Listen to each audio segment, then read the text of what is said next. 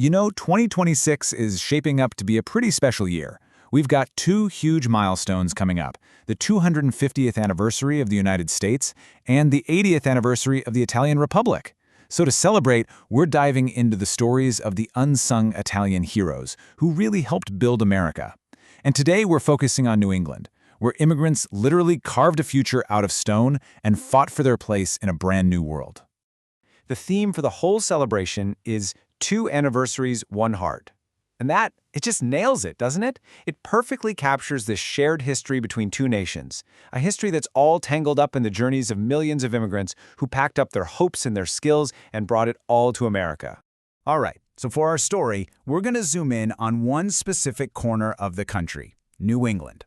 This is where so many of those stories of Italian struggle, resilience, and just incredible success really took root. They didn't just live there, they shaped the character, even the physical landscape of the whole region. So, let's start at the very beginning, with the foundation builders. And I mean that literally. These were the guys who worked with their hands, pulling massive blocks of granite from the earth and shaping the stone that would become the bedrock of New England cities. Okay, so meet Protasio Neri and Angelo Ambrosini. These guys weren't just laborers, not even close. They were true artisans, skilled craftsmen who brought their incredible talent all the way from Italy to the granite quarries of Maine and Vermont. But look at the two different paths they took. Neri becomes this powerful voice for workers' rights, while Ambrosini's sculptures go on to decorate one of the most famous buildings in Washington, D.C. They weren't just cutting stone, they were shaping society. And to give you an idea of just how big this industry was, get this number. Around 1901, granite sales in Maine alone hit $2.5 million. Now, that might not sound like a ton of money today, but back then, that was the equivalent of over $100 million. This was a massive powerhouse industry, and it was running almost completely on immigrant labor. But, and this is a big but, that success was built on the backs of workers who were facing just brutal conditions. We're talking 12-hour days, constant accidents, and this ever-present deadly threat of silicosis, a lung disease you get from breathing in all that granite dust. In fact, Angelo Ambrosini, the master sculptor, would end up getting it himself. So all the beauty they created, it came at a huge, huge personal cost.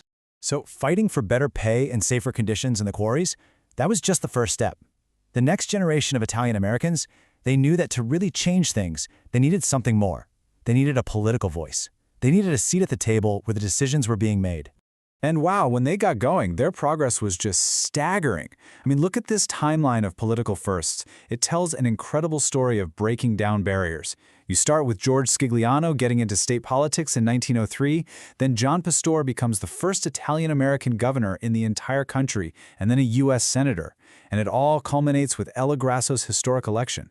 She wasn't just appointed, she was the first woman in American history elected governor in her own right. Every one of these was a game changer. And these leaders, they didn't just win elections, they actively fought prejudice head-on.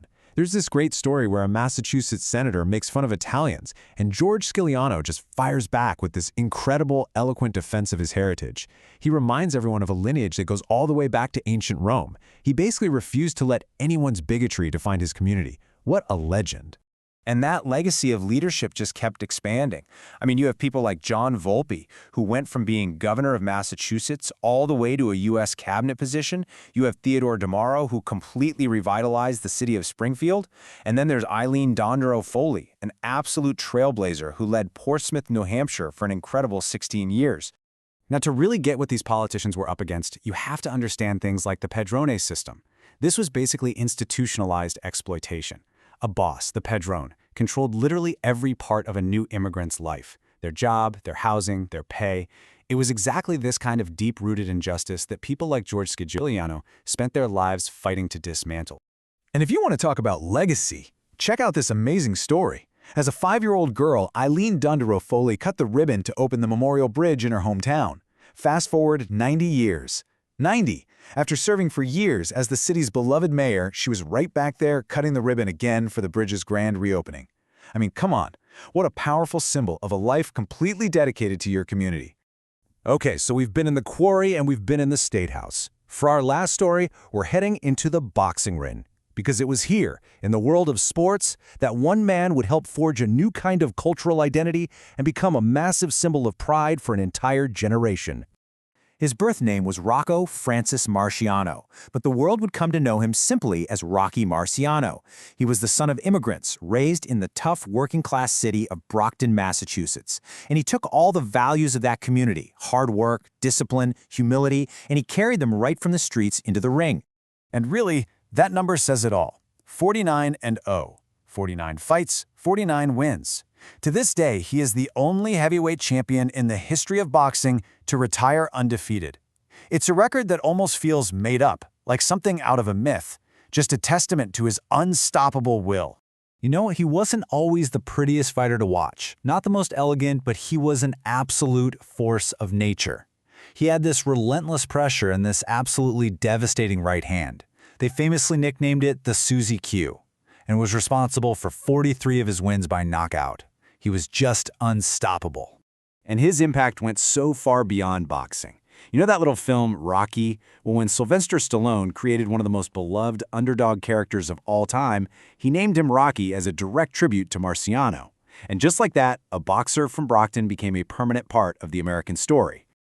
So, let's bring it all home. When you take the stones from the quarries and the laws passed in the state houses and the glory of a heavyweight championship belt, you put it all together, what kind of legacy does that leave behind? Well, it's a legacy that's literally carved into the landscape of New England. These unsung heroes, they shaped monuments with their bare hands. They fought for the rights of their fellow workers. They tore down political barriers that seemed impossible to overcome. And in the boxing ring, they gave millions of people a champion they could truly believe in. Their contributions are absolutely everywhere you look. And that really gets to the most important point of all of this. These incredible stories from New England aren't just history lessons. They're kind of a call to action for all of us. They make you want to look a little closer at your own hometown, your own city, and ask yourself a simple question: who are the unsung heroes that built my community?